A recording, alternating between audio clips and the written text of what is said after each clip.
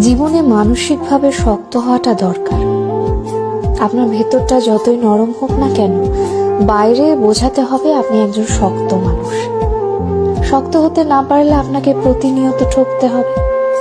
নিজের ভেতর আত্মসম্মান বোধ, ইগো কিংবা মূল্যবোধ থাকা উচিত।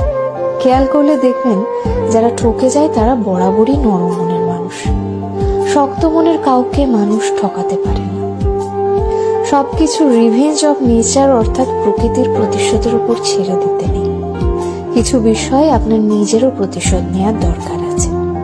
যে আপনাকে যতটুকু অবহেলা করে, কষ্ট দেয়, তাকেও সেই পরিমাণ অবহেলা কিংবা কষ্ট ফিরিয়ে দেওয়া উচিত। জীবনে ভালো থাকার জন্য হলেও একটু কঠোর হওয়া দরকার।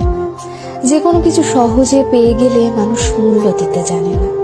মানুষ হিসেবে আপনি সহজ হতে পারেন, তবে সস্তা কিংবা